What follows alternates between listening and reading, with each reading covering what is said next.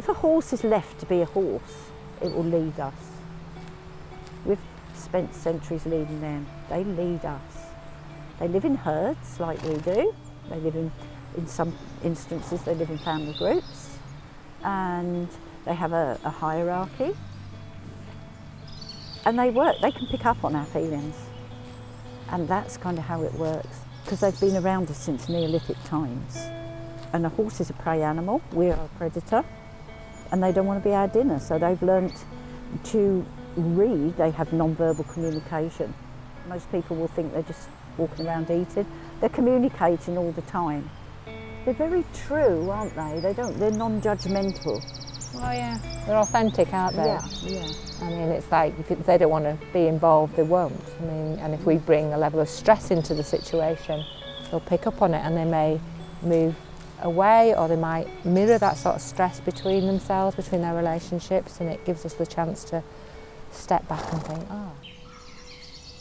Equine assisted therapy is exactly what it says. It's a therapy it's an experience, I would call it an experience out here with the ponies in nature. There's a growing amount of evidence to show that being outdoors in nature and with animals and horses really has positive effects. There's so many different types of therapy out there, and we know more from neuroscience that actually therapies work with different parts of the brain, and this type of therapy works with the lower brain regions, and it is very helpful for people that would not respond to talking therapies. Equine assisted therapy is about involving the outdoors and horses, but horses are so connected to each other and ourselves that they provide us opportunities to connect with them. I mean, some people who've experienced trauma or difficult circumstances through humans find it hard to trust a human, so they will, to trust an animal can really help. And it can connect us to ourselves, to our feelings, to our emotions. What's really important in the team is that you have a level of relationship, and that takes time to build that trust. We also need to be able to be open and honest, and we also need to be able to reflect, because we co-create an experience for the client, so we hold space. We're always learning from each other, and that doesn't work for everybody. And we put in a lot of effort to making sure that we spend time with the horses, we spend time with each other to build our relationship. That's why I think this approach is so effective. Not everybody uses a team approach, and this is really particular to the way that we work. For me, I'm the mental health professional in the team, and my focus is on the client's psychological well-being.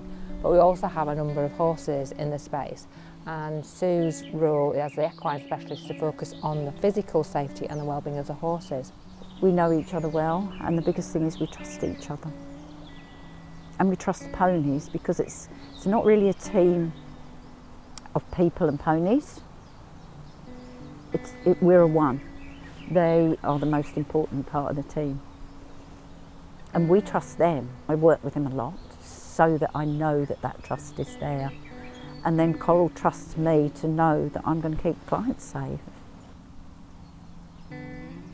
When they first came to me, they were, shall we say, a bit of a motley crew? Possibly, yeah. They were very, they moved a lot, didn't they? Quite fast. They moved a lot, very fast. One in particular knew how to stand on two back legs and reach out. Which we didn't really want when there was a client in the space. So I work with them in a natural way, and they have stories from their past, so they have their own traumas, and we've worked with that. I've worked with them. And then you've got the older horse, Sue, at the top, but she's really key in the session. She sort of brings like a maturity, doesn't she? She does. She seems to have a way of grounding everybody. One instance, somebody wanted to run on the bridges, and the big horse was in the shed there. And it's no good us shouting or reacting in any way, but the big horse just stepped onto the bridge as much as to go, slow down. She stepped out and she stood.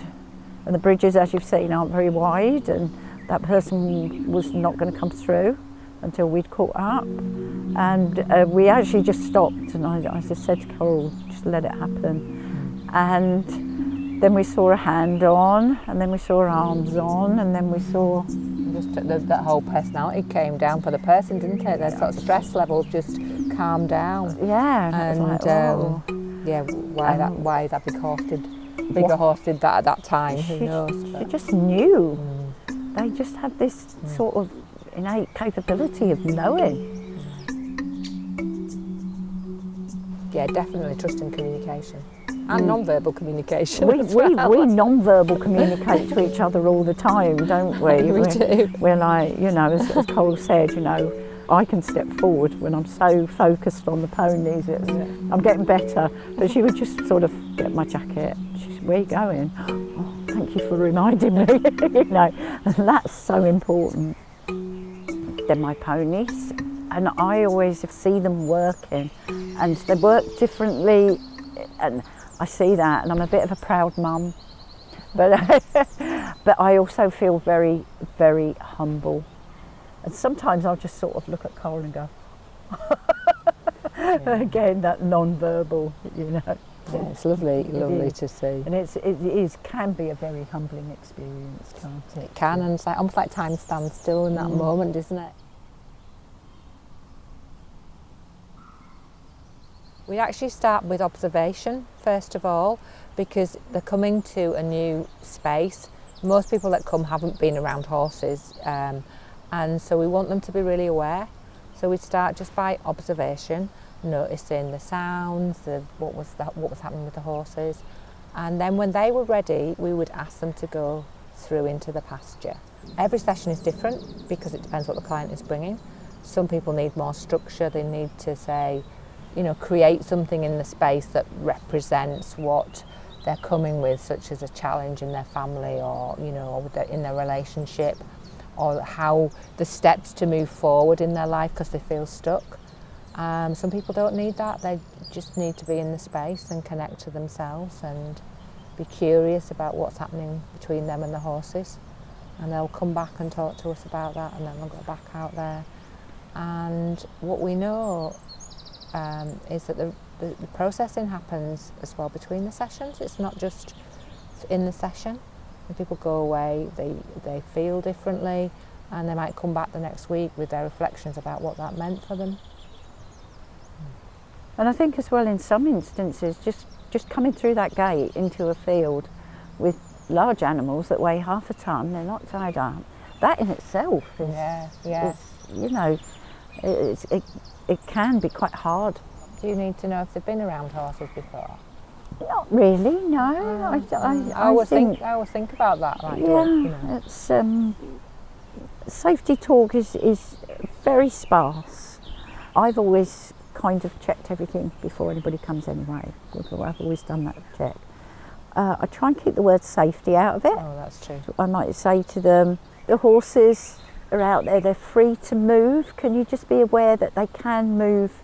They can be standing still 1 minute and they can move very quickly the next. And we don't encourage, you know, they're not led. There's no ropes or bridles or anything within a session. They are totally free, as is the client. They love the space, don't they?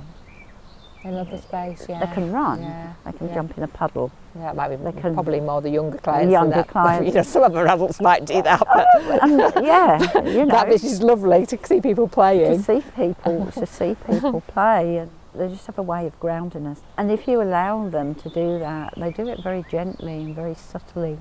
Yeah, it's lovely. I'm so lucky to be able to do this work and work with beautiful animals, unique personalities. And as we said, they don't judge, they just give. They just give. Only if they want to, though. Yeah. I think I'd encourage people, if they're looking for help, look at alternatives. Animals and horses are one, but there's music, there's art, look for alternatives, look for something that speaks to you. Use your gut instinct. Trust yourself to know this sounds right, this feels right. I can tell people about the therapy, but if somebody's really genuinely interested and wants to come, I'm sort of doing an assessment with them as well, because this approach is not for everyone. And also I want to know that coming into therapy, being outside with horses, it can connect you to painful and difficult parts of yourself. So I want to know that the person has an idea that, you know, therapy can bring up things for them, and that do they have support. So that would be very, very important. And are they prepared to come out and get muddy as well, you know, and be with loose animals? So, but mostly of all, I would say, you know, just try it. Come along, try it, see what it's like for one session. Might not be for you, but just see. And every time people try something, it's they're going out of their comfort zone. So it's like, that's progress in itself. Okay, can you grab the brush? Have you got all your stuff? I've left it all in there, so I'll come grab it.